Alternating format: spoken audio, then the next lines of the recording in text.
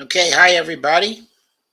This is Empowering Democracy, and I'm Joe Firestone. And this is part 9 of our series on the end of neoliberalism, okay, and its impact. I'm afraid we've not been seeing much end. Anyway, I'm being joined by Dee Peers right now.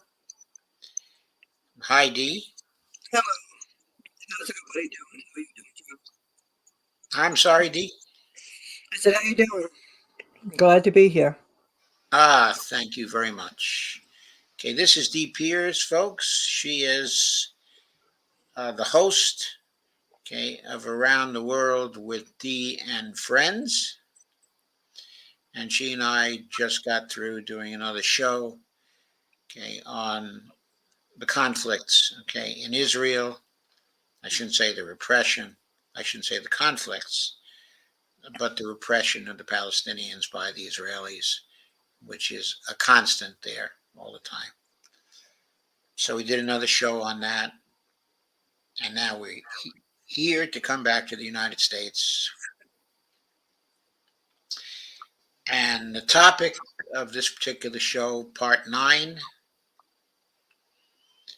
is will we allow neoliberal politicians to crash the economy again?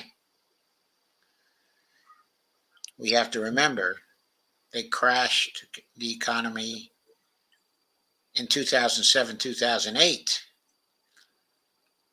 The real reason for the crash, or the underlying reason for their crash at that time, was their incompetence at managing the economy. And then later, when the debt ceiling crises occurred, the way the Obama administration settled the debt ceiling crises in 2011 and 2012 to 2013 involved cutting back on spending and helping to create the longest recovery from a recession in post-war history. So the question we're addressing tonight is, will we allow neoliberal politicians to crash the economy again? Well, what can we do about it? Well, Robert C. Hockett, a distinguished professor of law from Cornell, has created a template for people to file complaints against Janet Yellen and the way she is handling the fiscal crisis. These complaints call on her to stop the extraordinary measures and to begin to issue debt once more, as she is obligated to do. And we'll go through those arguments in more detail tonight than we did just last night. And we hope, okay, that Robert Hockett,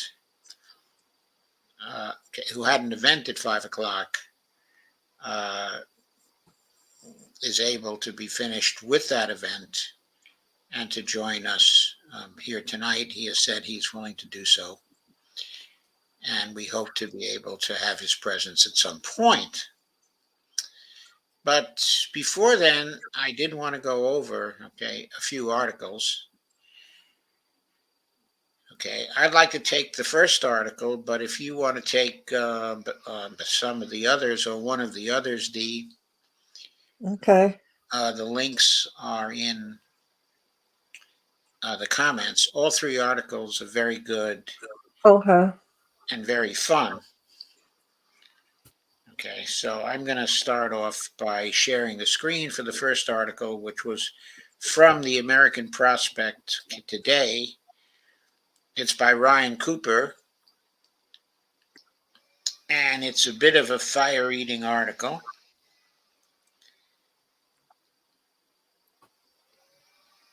The title of which is, okay, did I successfully put it in the stream, D? Yes. Okay, Democrats need to get over their pathetic fear of the Supreme Court, okay, says Ryan. And the tagline is on today's X date, remembering what Franklin Roosevelt did when faced with a potential court decision that would blow up the economy, he prepared to ignore it.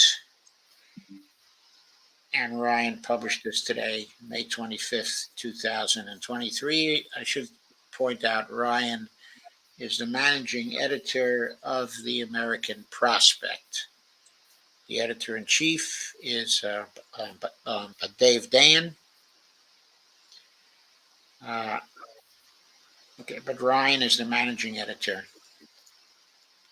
and he produced a really good piece here, as he often does. So, in the ongoing debate, he says, about whether or not President Biden has the power to sidestep the debt ceiling somehow, advocates of giving up have one trump card: the Supreme Court. Unilateral executive branch strategies won't work, Ezra Klein predicts at the New York Times.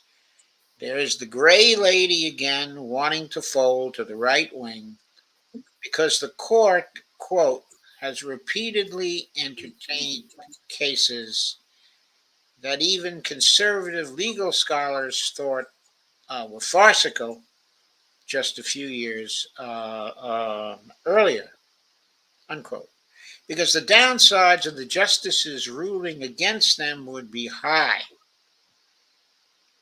It is just too risky to chance it, say these folks. During a recent press conference in Japan, Biden himself suggested that, while he believes he has the authority under the 14th Amendment to repudiate the debt ceiling statute, quote, the question is, could it be done and invoked in time that it would not be appealed and as a consequence pass the date in question and still default on the debt, unquote. That implies that he believes the court will and indeed should get a say on his actions, and he'd have to stand by whatever they rule. Well, you know, this guy even respected the parliamentarian in the Senate. Imagine how he feels about this Supreme Court, thoroughly corrupted by private interests. We recently seen the scandals from Thomas, from Gorsuch, and from Roberts himself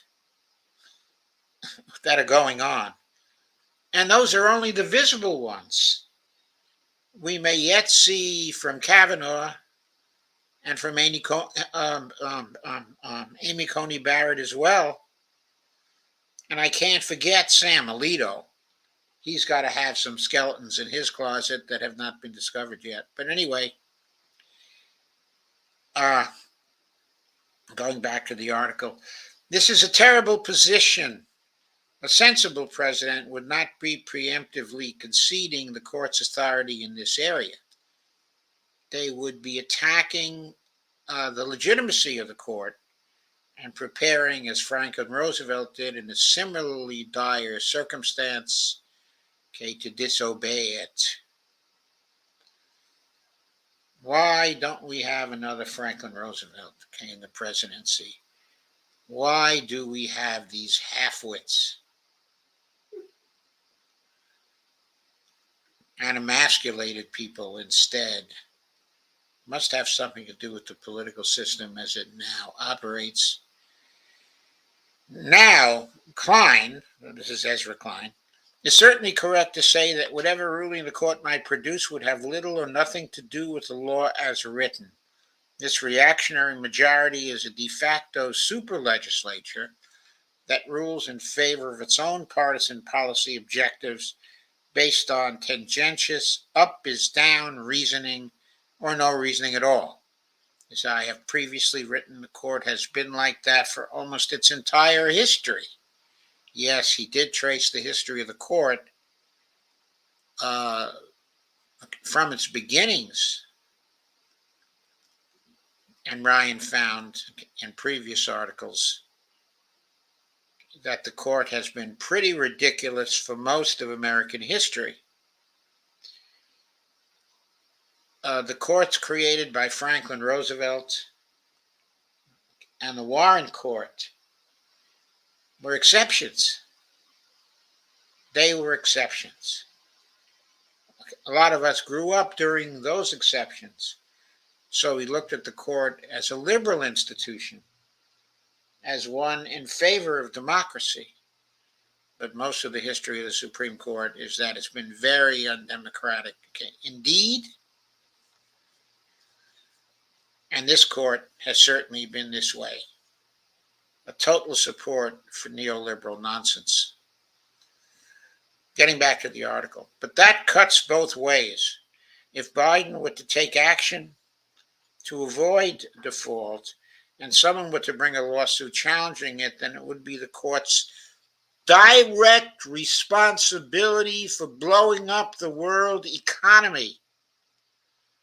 That immense pressure, says Ryan, would surely sway the thinking of the swing votes to some degree, especially when at the back of their minds they have the possibility of losing out on their oligarch bribes because of a global financial crisis they caused.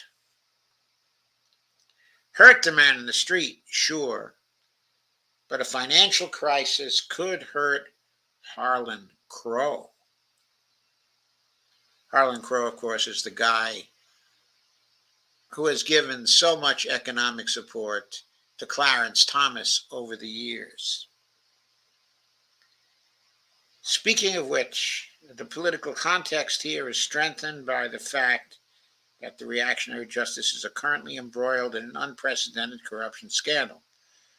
As I've written before, Clarence Thomas, John Roberts, and Neil Gorsuch, and that's just who we know about, are all plainly profiting from their high office. Gorsuch in particular accepted hundreds of thousands of dollars from the head of a right-wing law firm without disclosing it, that subsequently had business before the court on more than 20 occasions. Then there would be practical difficulties with ruling against executive action. As Matt Brunig points out at the People's Policy Project, the court would have to face the thorny question of who gets paid. On its face, upholding the debt ceiling and therefore letting the country go over the cliff would mean the president has to cut spending somehow. Is Biden supposed to just pick and choose what gets paid? Well, maybe. If that happened and we crashed and the court caused the crash, the first thing Biden should do is make sure the justices don't get paid. Going on with the article. That would give him a de facto line item veto over the entire budget, including the court salaries, by the way.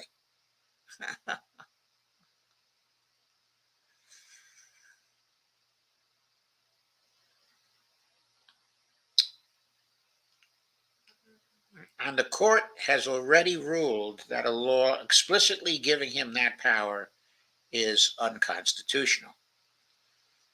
So it was this court that did that, or at least I guess I'm not sure when that was done, but I think a lot of this court was sitting then.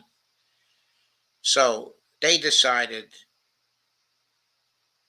that giving the president that power is unconstitutional. So they're unlikely to withdraw from that particular precedent. The court might tell him to prioritize certain payments, but this may not be technically possible and also raises major legal problems. Anyone due a payment according to law who didn't get one, say Social Security beneficiaries or military contractors, would be entirely justified in suing. The court might claim that paying them is violating the debt ceiling law, but not paying them is also a violation of the various spending laws, there would be tens of millions of such potential but litigants. It is hard to describe how maddening it is hearing Biden and high-profile liberals twisting themselves into knots, coming up with reasons to preemptively give up and lie down in front of the Freedom Caucus steamroller. So let me sketch out a strategy that would be all but guaranteed to prevent default and diffuse the debt ceiling forever. The key would be to take a page out of the House Republican playbook and categorically refuse to give an inch. Tell Speaker McCarthy and the half dozen yahoos who actually run the House, such as Marjorie Taylor Greene and Paul Gosar, buying each other's chapstick for $100,000, this actually happened, to go pound sand. Then, in case the court should prove troublesome, work out a legal defense in depth. For instance, if the debt ceiling is hit, then mint the platinum coin. And if the court rules against that, then switch to coupon-free bonds. And if the court rules against that, then issue an executive order declaring the debt ceiling unconstitutional under the 14th Amendment, and then do the same thing again under the Commerce Clause, and so on. Incidentally, this is how President Trump got his Muslim ban past the court. All the while, raise holy hell in speeches in the press to make clear the grotesque irresponsibility of what is happening. And by the way, if the people hadn't folded to Joe Biden, if they hadn't listened to Jim Clyburn in South Carolina, and if they hadn't listened to the Democratic bigwigs in Texas, if they hadn't decided to march behind Joe Biden, we would have had a president who would be now raising holy hell in speeches in the press to make clear the grotesque irresponsibility of what is happening. And you know who that would have been, by the way, one Bernard Sanders. Here's an institution trying to cause a completely pointless national default, destroying untold jobs, businesses, and the credit rating of the country, whose elite members are all unelected, where 5 members of the majority were appointed by the president who took office after losing the popular vote, and one of whom occupies a blatantly stolen seat. Here's an institution that has struck down anti-corruption laws by the bushel and is openly rolling in oligarch graft like Scrooge McDuck, while declaring itself to be immune from oversight. All that would add to the political pressure on the justices. This is the key thing. Be ready to simply disobey the court should it come to that. President Franklin Roosevelt, whom Biden once saw as a model, can be the guide, as he was prepared to do this in the Gold Clause cases. As James Ledbetter writes in One Nation Under Gold, before the New Deal, contracts commonly stipulated that payments could be required to be in gold or its equivalent. This worsened the Great Depression as regular waves of bank failures prompted people to start hoarding gold, draining liquidity out of the banking system and possibly out of the country. So after taking office, FDR and his Democrats passed laws allowing the president to confiscate all golds in private hands and voiding all gold clauses in contracts.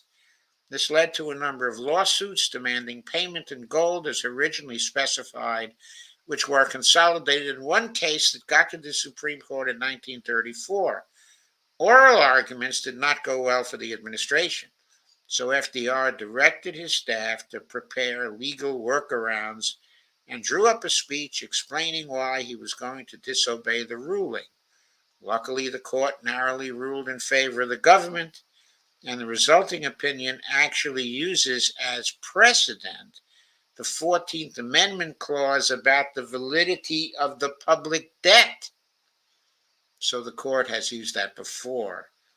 It did involve some risk to contemplate, ignoring the court, but not doing so would have been far worse, as FDR's draft speech noted. Thanks to deflation during the Depression, creditors would be able to demand gold worth about 69% more than it had been when the contracts were written. Every payment for a mortgage or a business loan with such a clause would instantly go up by 69%. Quote, this decision will automatically throw every railroad of the United States into bankruptcy, unquote, he wrote. Moreover, there simply was not remotely enough gold on the planet to actually pay out all the $169 billion in relevant contracts. Quote, there exists in the United States a total of about $8.5 billion of gold, and in all the rest of the world, Europe, Asia, Africa, Australasia, and the Americas, there is not more than $12 billion, 12 billions of dollars of gold, unquote. Just imagine some of these folks in other nations want to go back on the gold standard. Can you imagine? In short, obeying a ruling upholding the gold clause would have meant an instant return of the Depression and quite possibly a collapse of American democracy. Sometimes there are more important things than finicky legal niceties. Now, the consequences of giving in to Republican demands would not be that bad in terms of the economics, but they would be worse in terms of America's democratic institutions.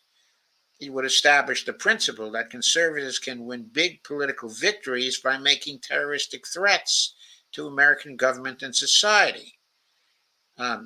Elections mean little when a party controlling just one house of Congress can get what it wants through extortion and threats. They're certain to ask for more next time. And conversely, Roosevelt's action would have been a lot more legally dubious than any of the executive actions noted above to get around the debt ceiling. His executive order confiscating private gold, for instance, was based on a wildly strained reading of the 1917 Trading with the Enemy Act. Biden, by contrast, would be on firm grounds, both practically and on the obvious plain meaning of the 14th Amendment. There has to be some line at which Democrats wouldn't obey the Supreme Court, suppose it simply declared Trump a president, for instance. A possible decree causing national default in utter disregard of common sense and the Constitution is well over that line. At some point, Democrats are going to have to stand up to this lawless court, or they might as well close up their entire political party and go home. A very good idea from Ryan Cooper. So, Dee, what say you? What say me?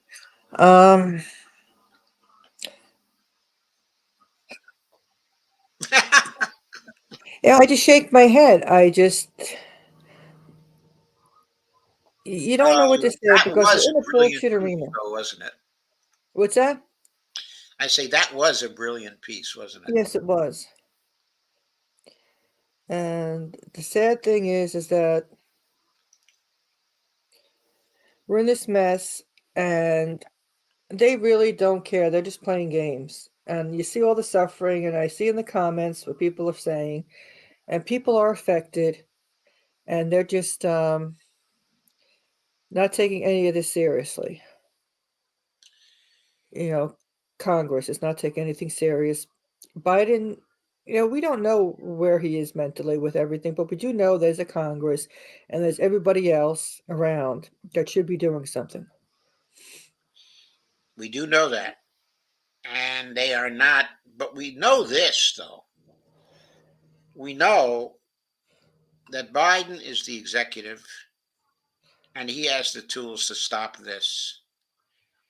He has the obligation to the institution to stop this. Those various tools were outlined by Wright extremely well in that article. Yes.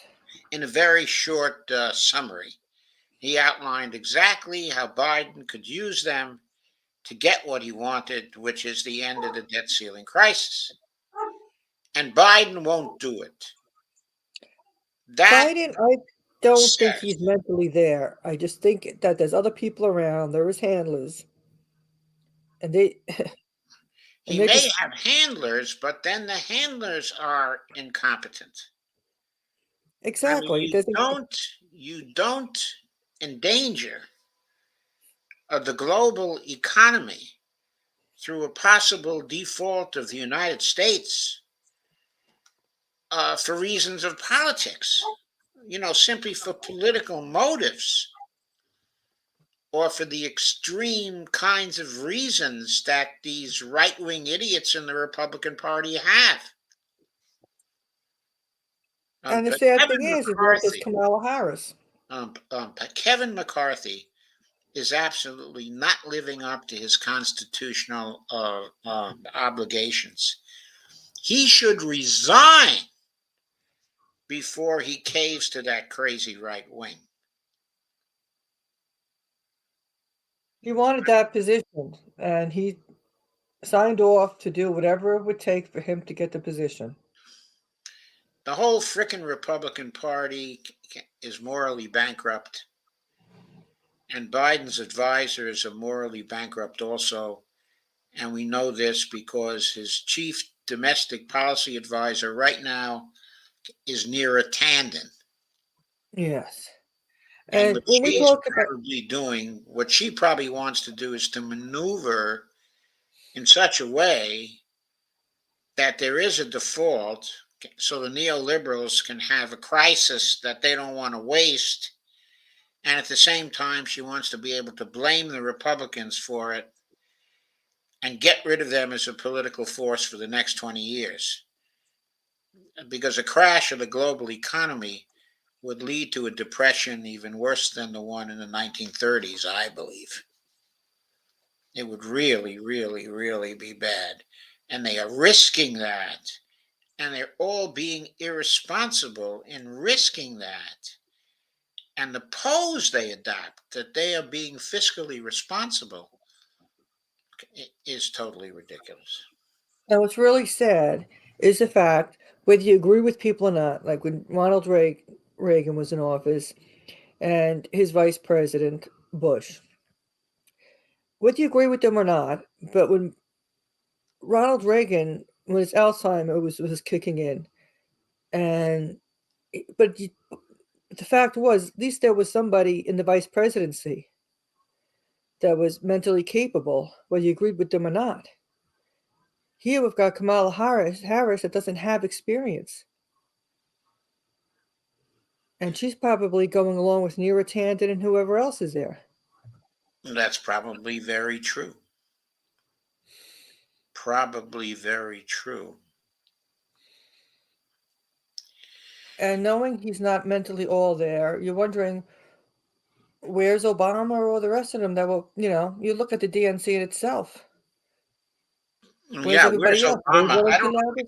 I don't understand where Obama is because I know damn well he doesn't want to crash of the global economy because he's making too much money off that global economy right now. Right. And he was So pushing, where is he? yes, he was pushing for Joe Biden to be president. It was part of his legacy type of thing, whatever. But the issue is, why isn't he there trying to do something that Biden doesn't look completely incompetent? And knowing that Biden mentally is not all there, whether he wants to admit it or not, but at least be there to try to pretend to make it look like maybe that Biden is there. It could be Obama's not there because of Neera Tanden. That could be it. Okay. Okay. Remember who Neera Tanden represents. She's She a Hillary. represents Hillary Clinton. Mm-hmm. above all, she represents Hillary Clinton. Okay, let's move on to the second article. That's a pretty cool one also. So you want me to read the next one? Yes, please. Because I have. If you can share the screen for it, then I will bring it into the. Okay, let me go to studio. present, share screen. Let me see, common dreams.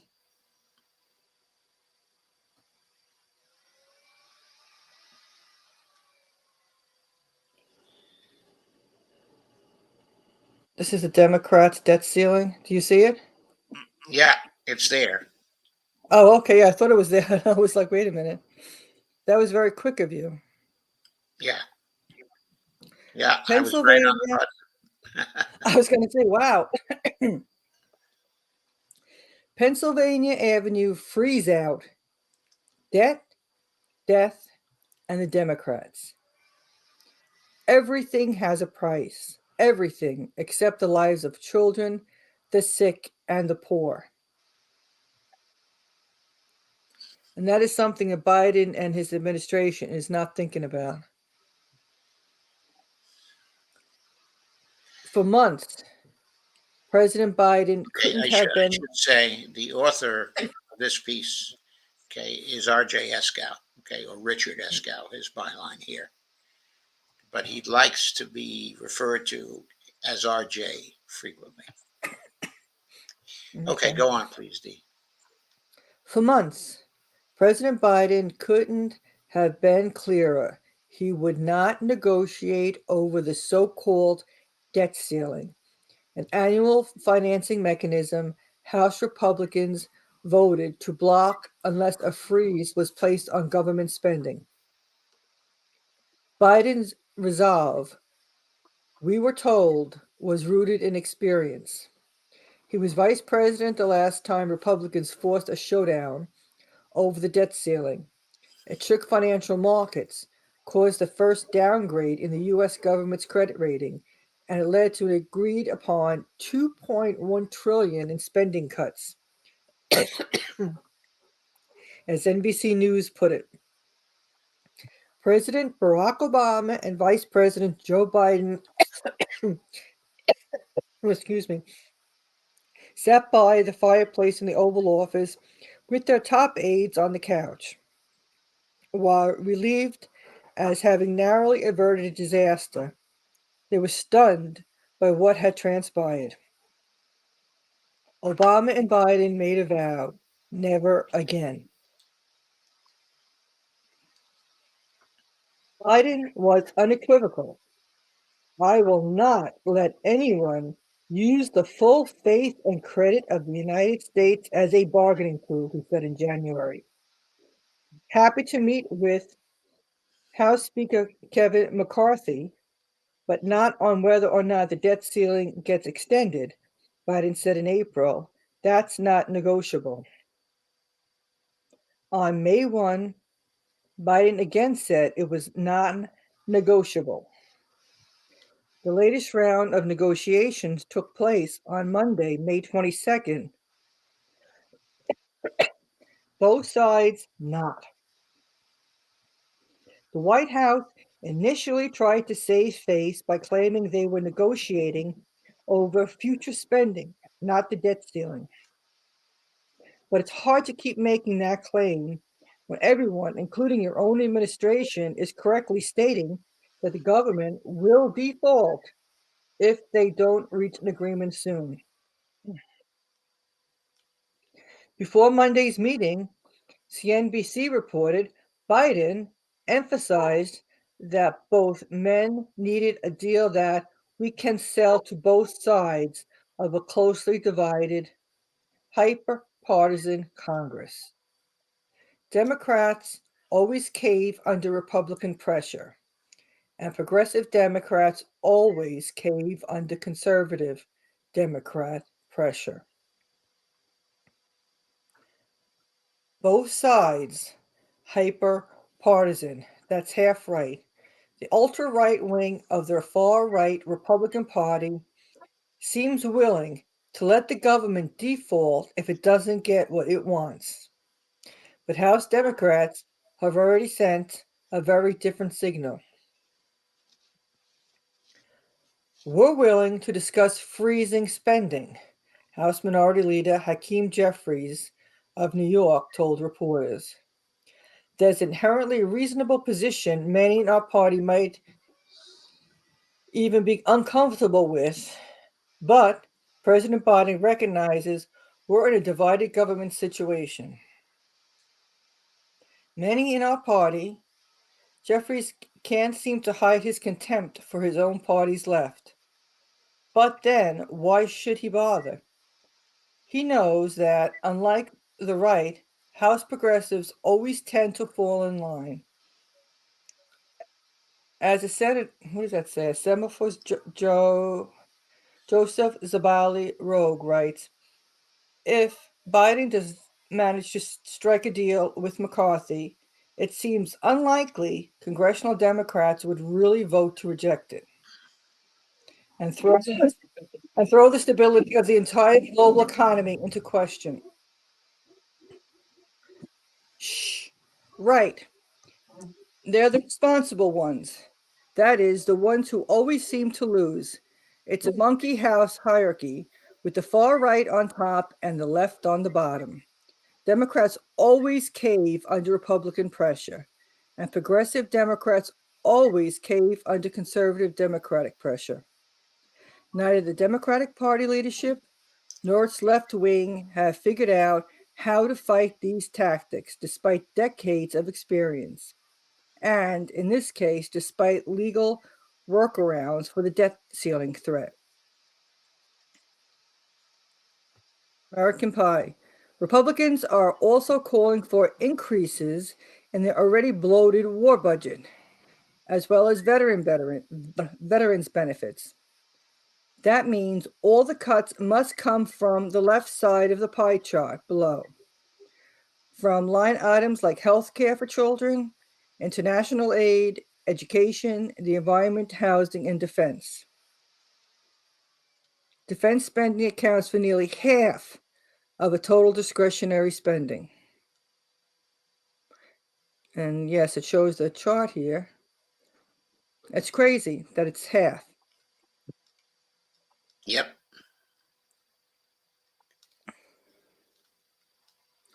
And discretionary spending is not out of control. In fact, it's down from recent decades. You look at how tiny all these little spots are, and then the huge one.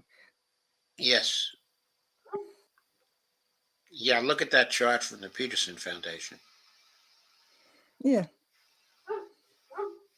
So it's showing how little the discretionary spending is. And it's just plain BS. It's ridiculous. Yeah, it fell below the average spending.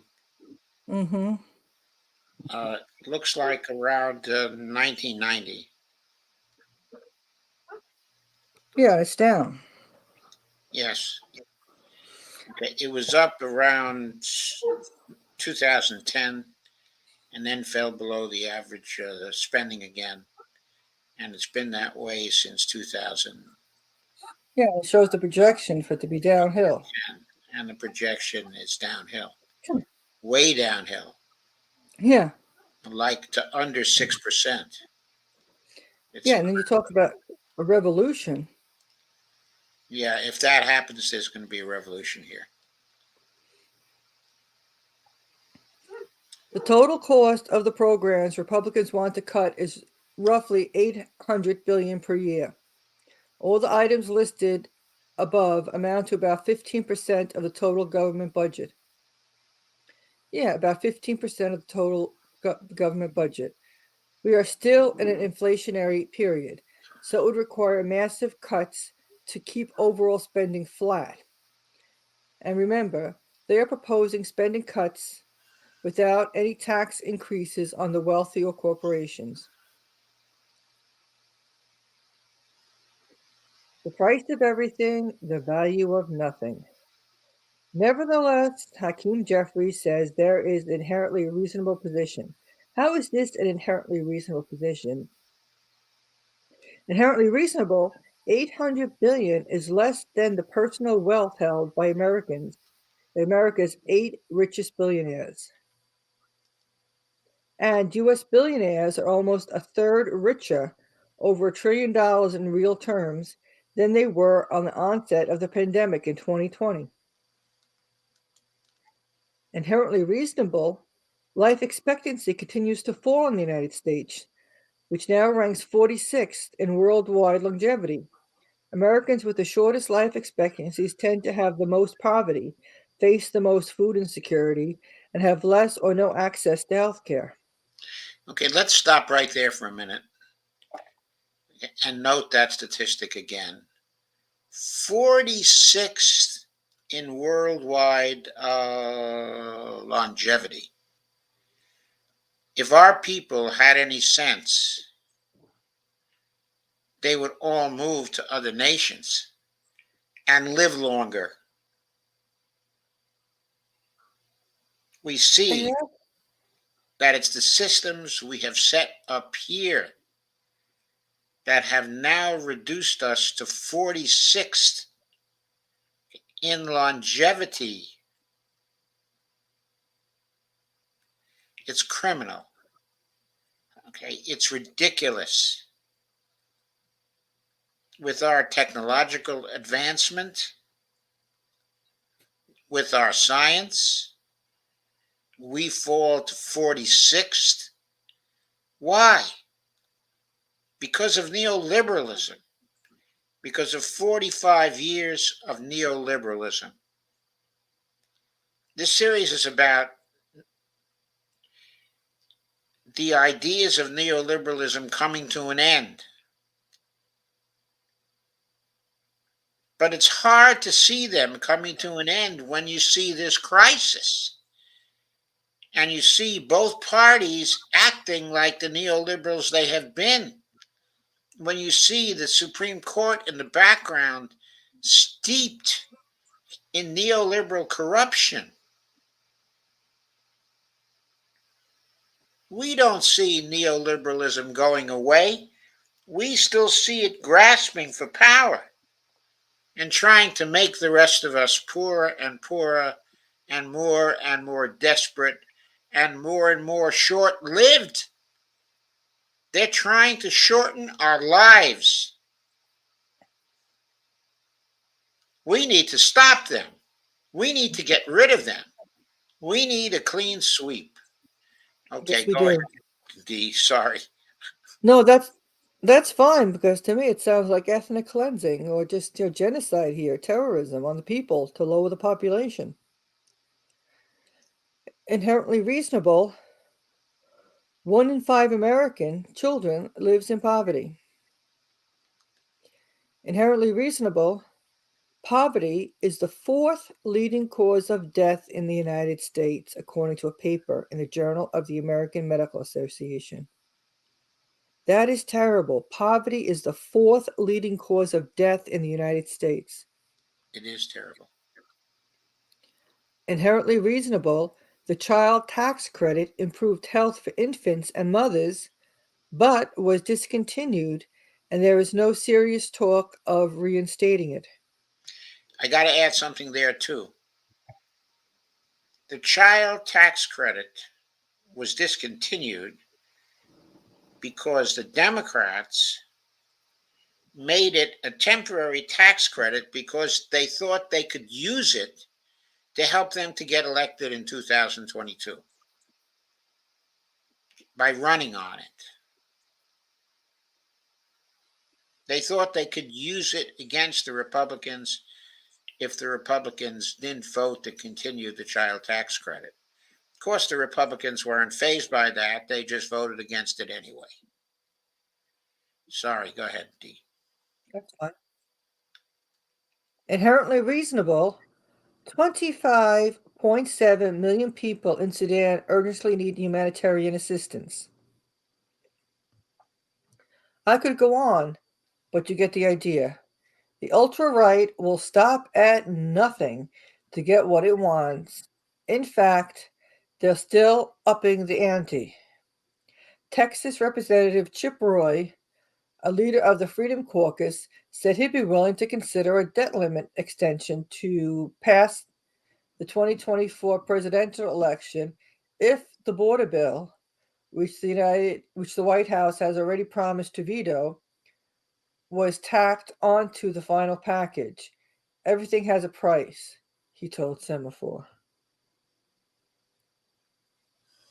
Everything has a price.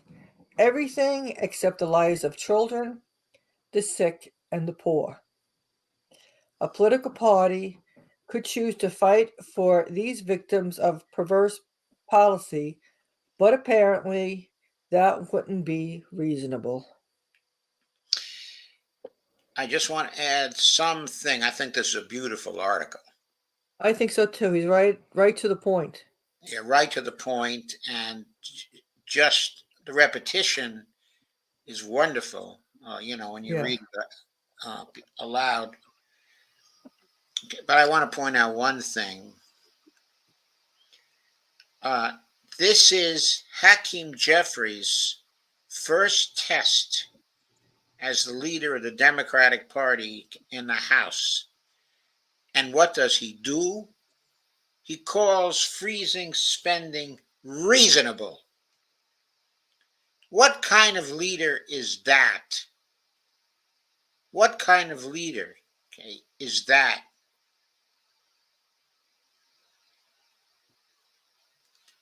Hakeem Jeffries is morally bankrupt. He should have been defeated when he ran to be the minority leader of the party. But Nancy Pelosi still controlled the party at that time, and he was her choice. If this party is to do anything for people, we have to get rid of the legacy of Nancy Pelosi and Jim Clyburn and Steny Hoyer. They were terrible leaders. And we need to get rid of their wretched refuse that they've left on our teeming shores. Okay. So they went around telling everybody to vote Democrat. Vote Democrat. We are for the people. Yep. And there's one more piece, and that's another, I don't know whether to call it a barn burner or what to call it. It's by Robert Reich, and it's called Message to Biden: Stop Negotiating with GOP Economic Terrorists. And I'll present it and read it right now. It's another fun piece. The president should continue paying the government's bills, and the United States must never default. If McCarthy and his band of right-wing Freedom Caucus radicals don't like this, let them take the Biden administration to court. I want to start today with a bit of history that sheds some light on what's happening in Washington this week and what Biden should do about the debt ceiling crisis created by Kevin McCarthy's Republican House. On October 22nd, 1985, Treasury Secretary James A. Baker told congressional leaders that if Congress failed to raise the debt ceiling by the end of the month, the Reagan administration would pay the nation's bills by taking back Treasury securities in which Social Security had invested.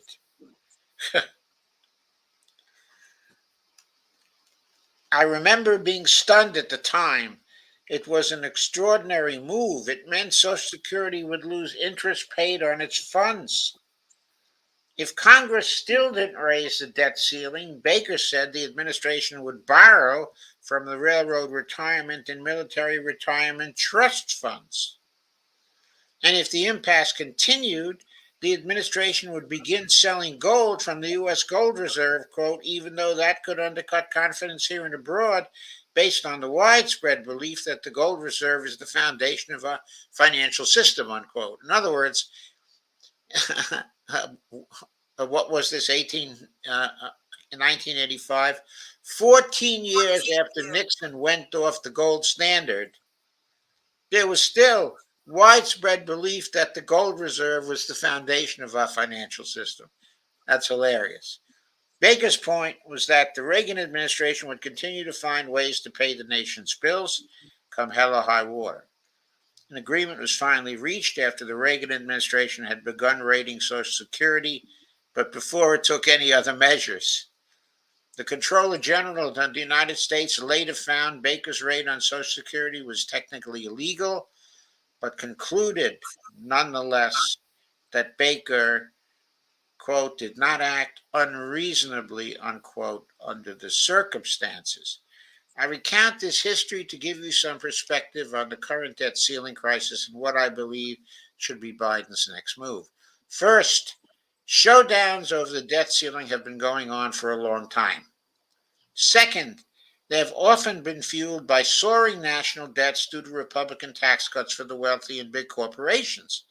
The 1985 standoff involved a refusal by Senate Democrats to support a balanced budget, even though Reagan's mammoth spending on the military and huge tax cut had doubled the national debt in less than 5 years. Finally, fights over the debt ceiling have required Treasury secretaries to do extraordinary things to keep paying the nation's bills, sometimes technically illegal. Hence, there have never been, quote, X dates, unquote, at which time the Treasury runs dry. There are just ever more extreme government bookkeeping measures, and there is no end to the measures the Treasury might use to keep paying the bills, although their legality of some might be dubious. Who is to complain? Who is to say a Treasury Secretary acted unreasonably in paying a lawful claim on the U.S. government? This standoff is different in one respect. Previous standoffs have been carefully crafted dramas in which both sides demonstrate their commitments to their position, knowing full well how the play will end, with the debt ceiling lifted. This time, though, gonzo lawmakers like Marjorie Taylor Greene and raving nut jobs, such as Paul Gosar and Matt Gaetz, the current Republican frontrunner for president, of course, Donald Trump, that is Robert Hockett, I believe. No, it's Gregory Mallard. Hi, Greg. Howdy, folks. I'm glad you're here. I am in the middle of reading a piece by Robert Reich, so I'll continue doing that. This time, though, gonzo lawmakers like Marjorie Taylor Greene and raving nut jobs like the current Republican frontrunner for president, of course, that's Donald Trump, have considerable influence. And unlike Bob Dole in 1985, these players have no real commitment to cutting the government debt. Were that their goal, presumably they wouldn't have supported the massive 2017 tax cuts for the wealthy and big corporations that have fueled the debt, or would now urge its repeal. And they certainly wouldn't demand cuts in staffing for the IRS, which House Republicans are also now doing. Their only commitment is to power, gaining dominance over and submission from Democrats, progressives, the putative coastal elites, and so-called deep state bureaucrats. For them, this is not play acting. It's not for show. It's for real. If they don't get their way, they're prepared to blow up the economy. In fact, as the so-called X-state appears to loom ever closer, their demands have escalated, and as Biden appears ready to give in to some of those demands, the demands will continue to escalate, which is why it's critical for Biden to stop negotiating. Meanwhile, he should continue paying the government's bills And Treasury Secretary Janet Yellen should continue using every bookkeeping scheme imaginable to find the means to pay those bills, and they must never declare an X date and must never default. If Kevin McCarthy and his band of radicals don't like this, let them take the Biden administration to court. Let House Republicans argue in courts that the 1917 Act establishing a debt ceiling has precedence over Section 4 of the 14th Amendment, which requires that the validity of the public debt shall not be questioned. That's a quote, of course, from the 14th Amendment.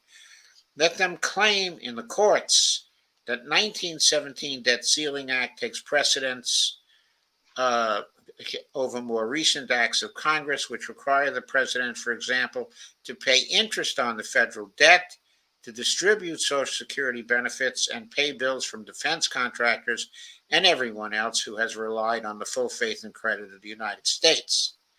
Let Kevin McCarthy and House Republicans argue that they have standing to sue Biden for having the audacity to pay the government's debts as they come due.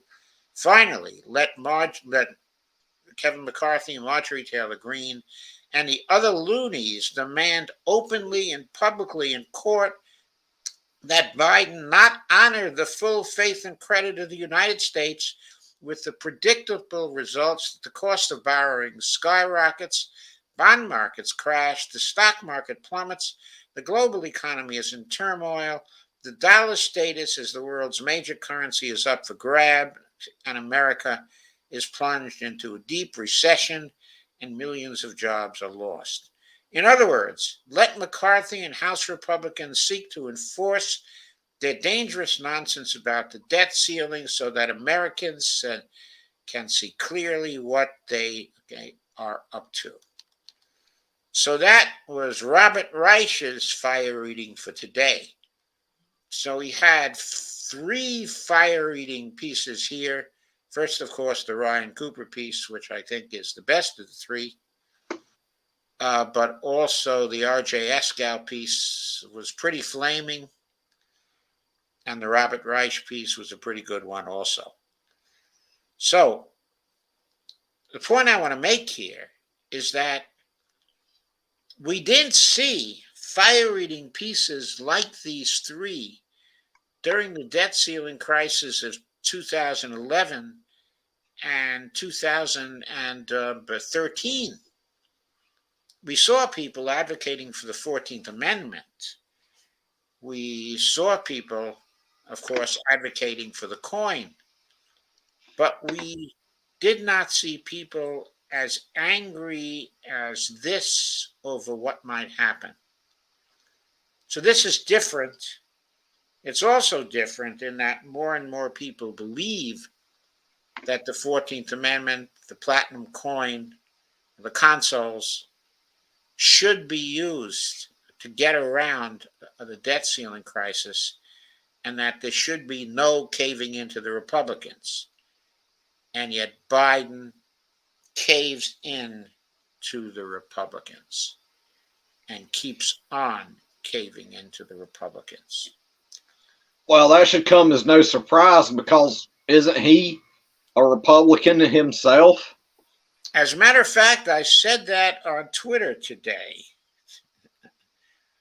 I pointed out to someone who was evidently in love with Joe Biden that he was a Republican, in fact, and that's why he's unwilling to take advantage of the ways that exist to knock the Republican case into a cocked hat.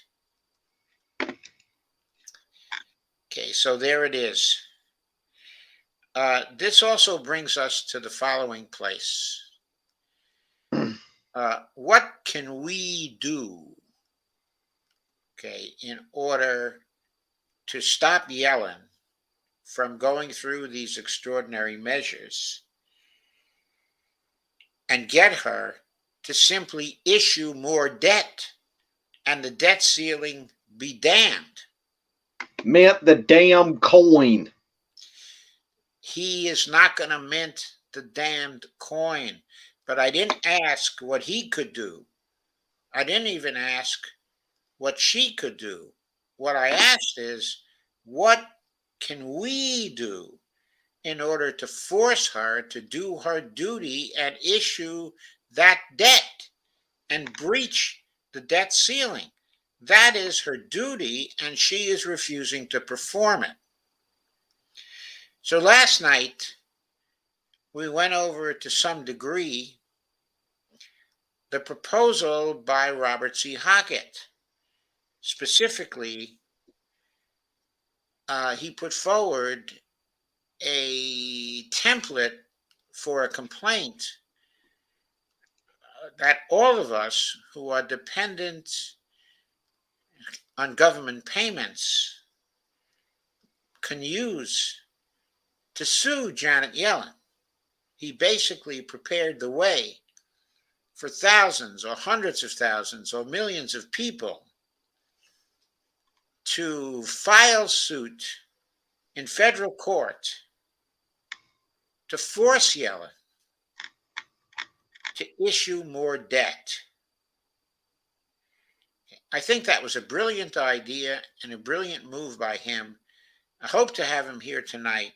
He did say he would get here as soon as he finished the event that he had to be at 5 p.m. But I don't think he's going to make it because we're at 10 o'clock.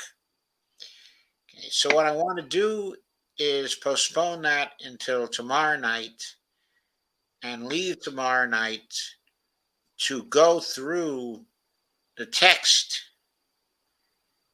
of his template complaint.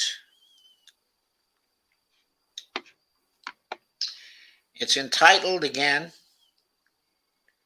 I think I left the link to it, okay, in the description. It's entitled A Complaint Template for Legal Challenges to the Validity of the Statutory Debt Ceiling. Okay, I believe there's a link to it in the comments. And I'd like to go over it in detail tomorrow night and make the show about that, which means I'm going to postpone the litmus test again until Tuesday, okay, of next week. Because Okay, Lana has a question here. What is it meant by use the 14th Amendment exactly? Okay, what is meant by using the 14th Amendment exactly? There are a number of ways in which this can be done. For example, the National Association of Government Employees has filed a suit to make Yellen issue further debt in order to make the payments to them that have already fallen due and that she has postponed. So, one way in which the administration can use the 14th Amendment is to join the complaint by the National Association of Government Employees. Of course, they haven't done that. They're preparing to defend the debt ceiling law on some crazy notion that they owe that to something or other. Okay, evidently, Merrick Garland has already made a decision that he's going to defend the debt ceiling law instead of joining the suit of the employees, which he can do. That's one way in which the administration can use the 14th Amendment. If people, individual people, file suit using Robert's complaint,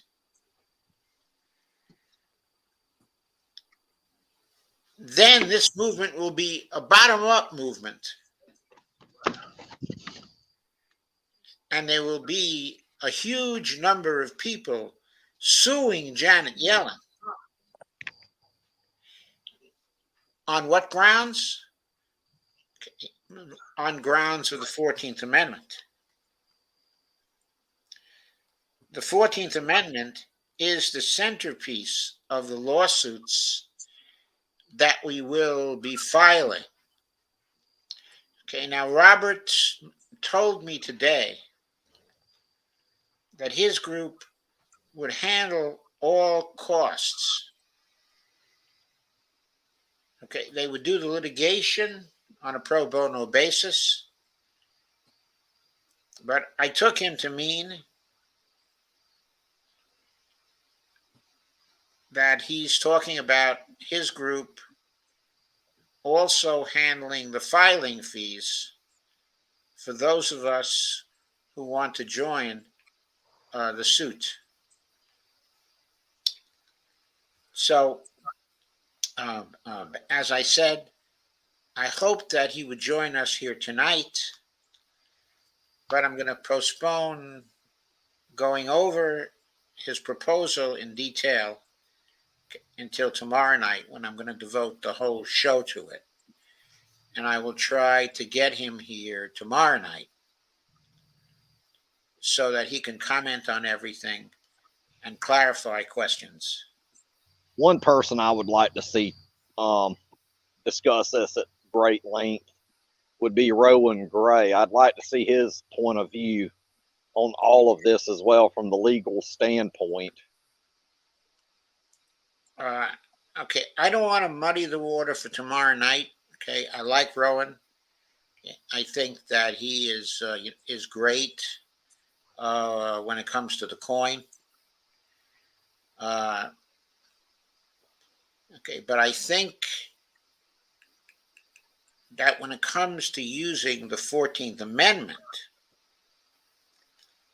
which is what the administration in the end is going to be forced to use, I believe, then I think Robert Hockett is the authority on that, because he's been blogging like crazy on that.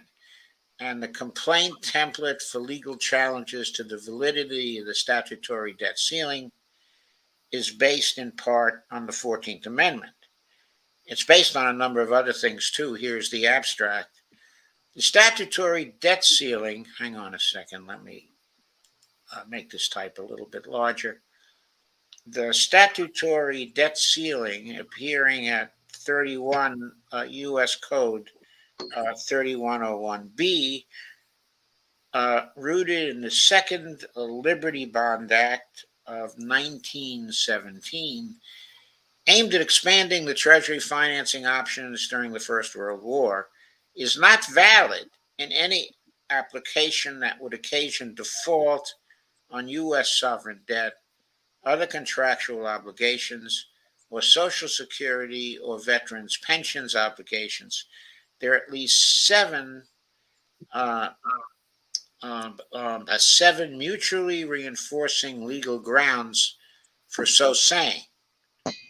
These include preemption of such application of the ceiling by the Comprehensive and painstakingly detailed Congressional Budget and Impoundment Control Act of 1974, 31 U.S.C.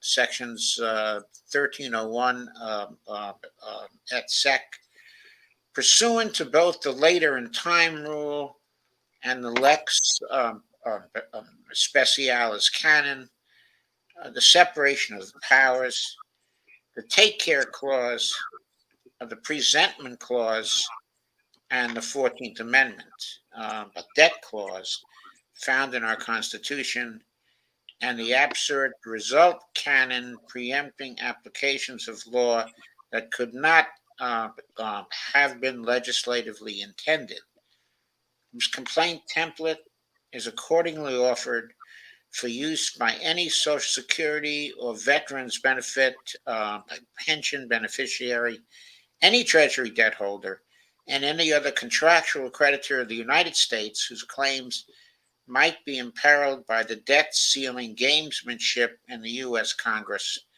With any luck, a stampede of lawsuits in federal courts might force a restoration of statesmanship and responsibility to both Congress and the White House.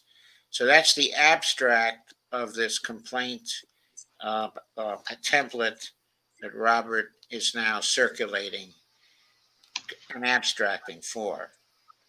There are so many grounds, okay, as to why the debt ceiling law is unconstitutional and cannot be applied in these particular situations, that this case is very, very, very powerful.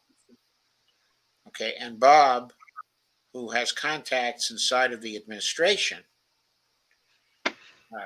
has found out that of the two alternatives, either minting the coin, okay, or using the 14th, that Secretary Yellen and Joe Biden much prefer, or do prefer, using the 14th Amendment as opposed to using the coin. Yellen evidently just dislikes the idea, okay, of the coin.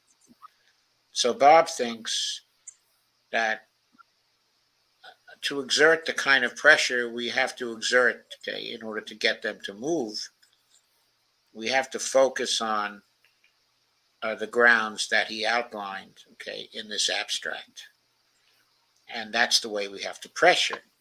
And certainly thousands or hundreds of thousands or millions of lawsuits by individuals who stand to lose from a default, that's going to hit them upside the head.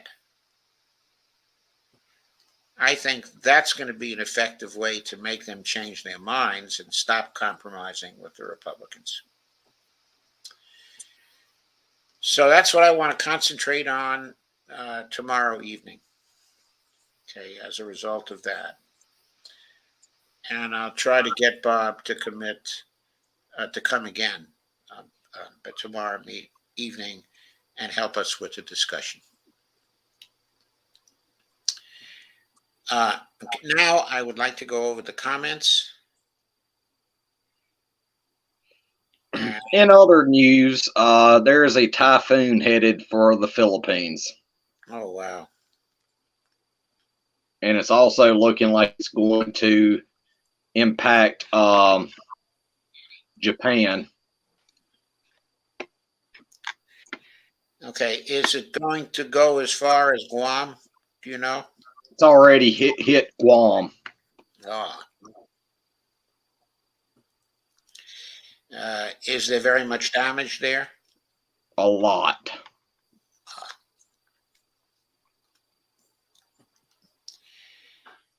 Kay Ryan says, GOP cannot screw us up again. Shake my head. Kay Oh, says, they sure will. huh? I said they will at every chance they can. They will. Both parties do that. Both parties do that, but the Republicans are the more aggressive party in doing that. Except I should be careful to say, in certain areas. When it comes to starting wars, okay, it seems like the Democrats are the better of the two parties right now in doing that. Yeah, especially with Ukraine. Of course, Ukraine, but also the saber rattling over Taiwan, which is ridiculous. According to international law, Taiwan is part of China. We have no business there. Steve Wolfbrand's court is not only undemocratic, but corrupt. Yes, Steve, I figured that one out. K. Wright says, I didn't worry about debt ceilings until I'm now on minimal Social Security.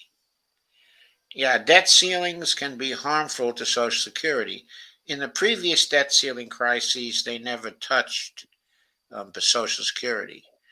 But in this one, the Republicans, are making noises like they really want to hurt Social Security, okay, and Medicare, and certainly Medicaid. Above all, they seem hell-bent on, really harming the Medicaid program for the poorest people.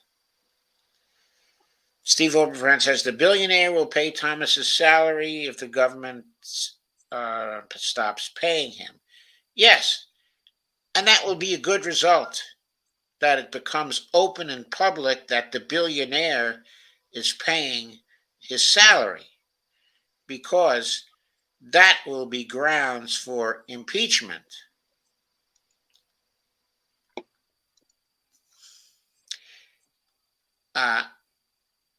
And Steve Wolfman said, we are so effed.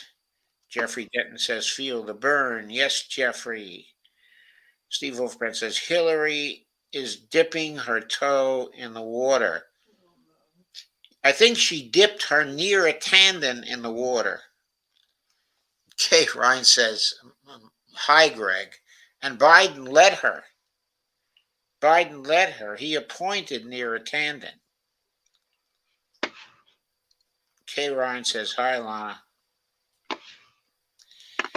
Okay, so, Lana, I think I clarified what is meant by use the 14th Amendment exactly.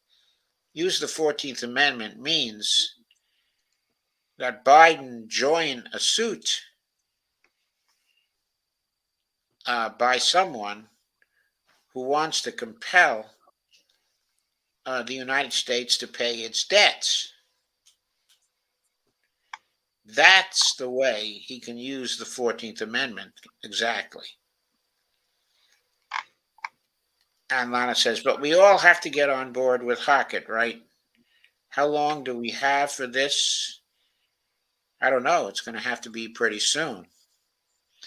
Okay, I told Bob that I was going to join the suit today. Steve said, pretty good, Lana. How are you? Not bad, Steve. Weather is good this week, starting a new cleansing program for 6 weeks with the chiropractor. I expect to feel like a new me after. Have to stay away from booze, carbs, and sugar. Uh-oh. Lana says, still looking for work. I'm still worried about Hunter stealing the coin and spending it on crack and hookers. Yes, Steve. Lana says, I think we should worry about Kevin McCarthy and McConnell running away with the coin. Can't trust them for a minute. They cannot run away for the coin as long as the president is willing to veto the legislation to change the coin. On the other hand, Biden appears ready to do anything to please the Republicans. She says, Lana, I'm working on a similar program. My blood pressure is way down.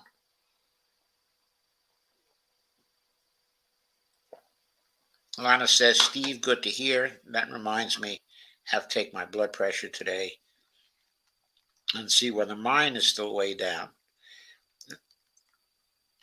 But Lana says, I'd love to get a huge crowd to go to D.C. about this. Sick of it. Yeah, I'm sick of it too. Lana, what kind of work are you looking for? Steve, in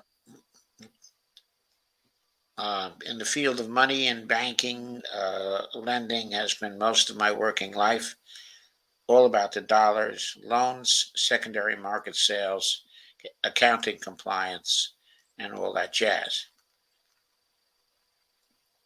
Steve says there's some sort of convention here involving RFK. I can't get info on it. Lana says, I saw that typhoon on the Weather Channel. They're often in the path, unfortunately. Steve says, Lana, sounds good. Good luck. Lana says, thanks. Let me know if you hear of any work I could apply for.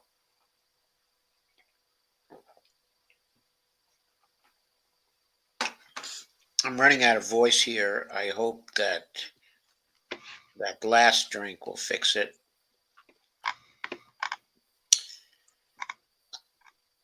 Kay says, Lana, did you lose your job? Okay, I received a layoff call on December 2nd. Severance ends in the middle of July. Kay says, wow, so sorry, honey.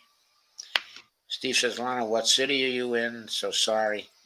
Yeah, Lana's in Minneapolis. So Biden needs to join the suit. What are the chances of that? Well, if we put a lot of pressure on and let them know that we know they can join the suit, they can be supporting the employees, they don't have to be defending the debt ceiling law. And what the WTF? What are they Go doing? ahead and say it. I know you want to. What are they doing defending the debt ceiling law? Are they crazy? They should be joining this suit right away. Why do they want the Republicans to push them around? What is wrong with them? Why do they want the Supreme Court to push them around? As Ryan Cooper says, when are they going to stand up to the Supreme Court? When are they going to tell the Supreme Court to stick it where the sun don't shine? That is what I want to know. Of course, I've wanted to know that for a long time, but I continue to want to know that.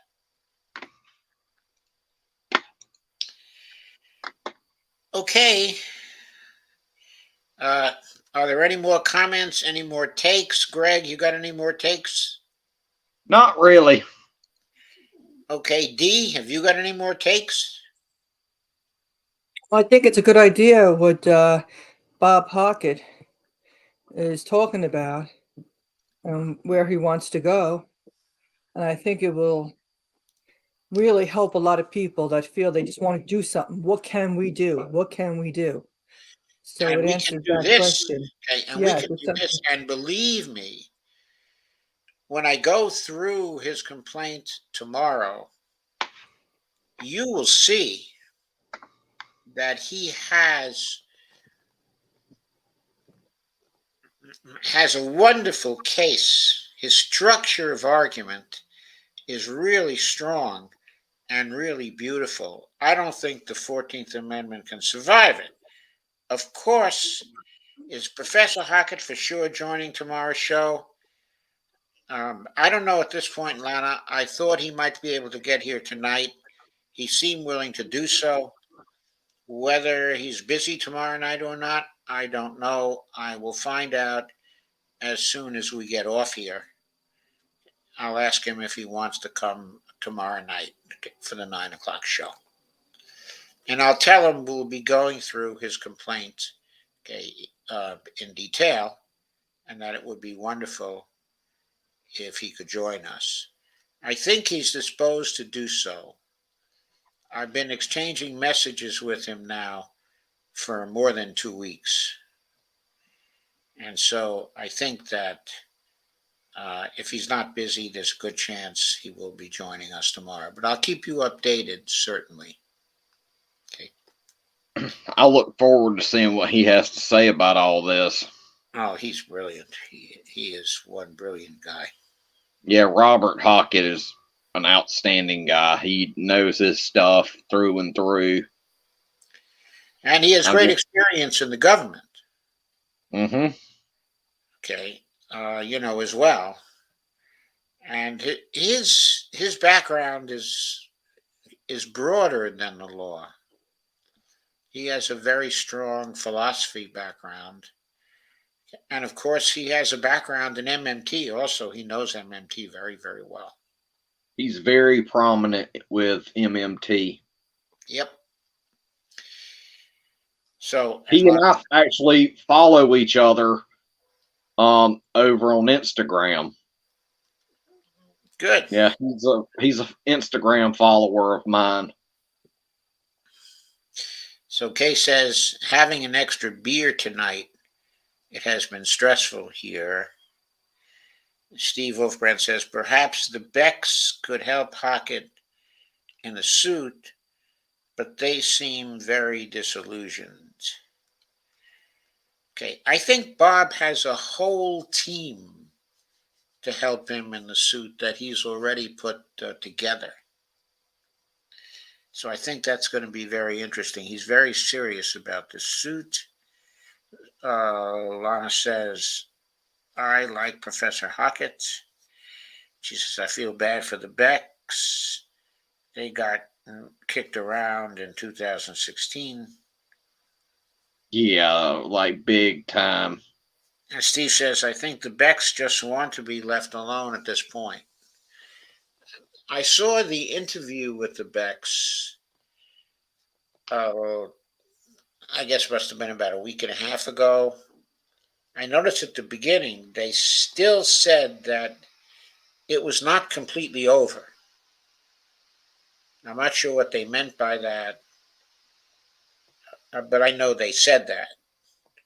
So hopefully it's not completely over. Hopefully they haven't really given up the ghost. And Lana says, Hockett has more clout. Yeah, he does. Okay, then the Becks, yeah. And more connections. Yeah, well, he's a university professor at Cornell Law. He has a chair. He doesn't just have simply tenure. He has a chair. Okay. He is somebody that I would seriously enjoy sitting down and just having a cup of coffee or lunch with. I'm sure you would enjoy it. I would love to have a cup of coffee with Bob Hockett.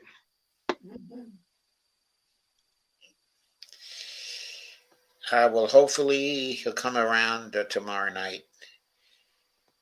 Cool. I'll bring coffee and snacks. Okay.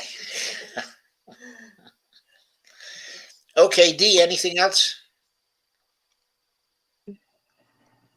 I'm looking forward to the show tomorrow night. I really am. I think it's going to be a great show. Okay. Okay, let's try to get as many people here as possible tomorrow night. Yeah, I'm going to take and post in my evolution group that Robert Hockett could possibly be joining you tomorrow night. Okay, I think that's good. I'll try to confirm that as soon as possible. Well, try to confirm that, and then I could post it after I get a confirmation. So that way I know for sure. So that way I'm not just blindly posting something that's not going to be any fruition of. To happen, yeah. I understand. Yeah, I want confirmation before I make a outright post. So that way I can get a lot of people to join. Right. Steve Wolfman says, look forward to seeing this Hockett fellow. Lana says, met him briefly in New York City for the second MMT conference. But didn't you meet him here in DC at the conference that we both were at? And okay, I forget it was in 2017. I thought he gave a presentation. He gave a presentation at one of the Economists for Peace and Security conferences here in DC, Lon. I seem to have a memory that you were there at the time, but I may be mistaken at that. Kay says, okay, I'm out of here for tonight. Okay, I love you all. Good night, Kay. Steve Wolfman said, shared to Facebook. Steve says, good night, Kay. I don't remember RH at the DC event that we were at. Yeah, he might not have been there for that event. There were all kinds of people there. That room was really, really, really crowded.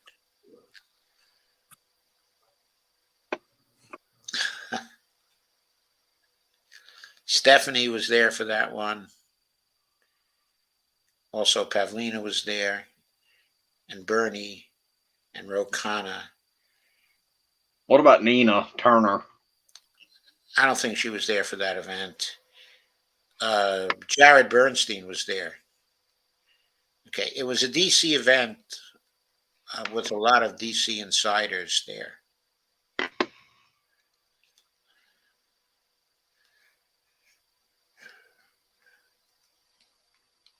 Okay, I'm going to say good night.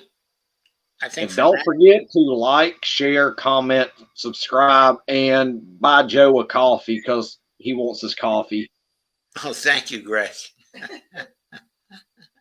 Well, I'll probably use it for tea these days, but that's all right. Yeah, go over there and donate to him at Buy Me a Coffee on his link that's down below in the description. And also turn on that notification bell so you don't miss out on great stuff coming from Joe Firestone, Empowering Democracy. Have a great night, everyone. Okay, Greg, I want to ask you. Yeah. Okay, when is your evolution revolution or revolution evolution going to I'm start? going to be getting it back up and running here soon. And I want to kind of do earlier time for it so that way I'm not up so late doing it. So I'm going to probably reformat it as a morning show. So that way it's a show that we can get up and just drink coffee together and just have a very great conversation. That sounds good. Yeah, I think a morning format. And if anybody wants to, I'm looking in the future at maybe having the idea of having more people do shows with us at Revolution Evolution on the channel. Okay, that'd be cool. Okay, so good night, folks, and I'll see you tomorrow, whether it's possible for Robert to come or not. Okay, Yeah, get us some confirmation. Get confirmation on that, and then I'll make a post. Yes, I will. Okay, everybody, good night. Have a wonderful night, and I'll see Y'all too. See you tomorrow. Good night.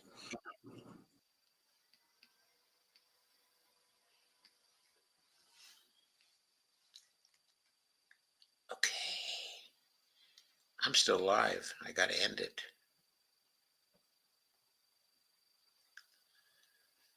End the broadcast.